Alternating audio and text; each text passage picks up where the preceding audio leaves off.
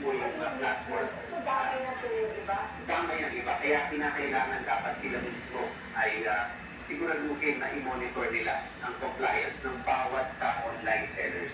So, Commissioner, susunod kong tanong, ano naman po yung mga maliliit na businesses, no? Di ba meron naman po kayong parang cap, kumbaga, meron na how much should they be earning a year para ma-exempt naman po dito sa withholding tax?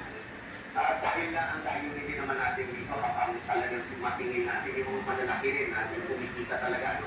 Kaya ang ginawa natin, meron tayong threshold na 500,000 kapag hindi kayo kumikita ng 500,000 sa isang taon ay hindi kayo sakop ng withholding tax. Pero kinakailangan pa rin natin mag-register bilang unang-unang primary obligation natin yan. Pero wala kayong kinakailangan bayaran kung hindi naman galampas ng ganitong amount yung inyong kita sa isang buwan.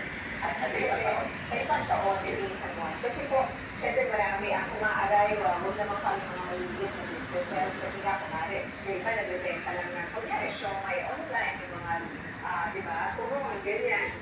Naintindihan naman natin kaya again, yun naman ang ginawa natin, kaya meron tayong threshold na inilagay po siya.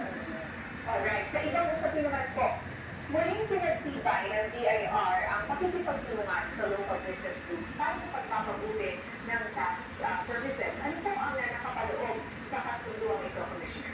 Ang nilagay natin dyan ay ang pinagting na coordination, yung koordinasyon sa private sector at ang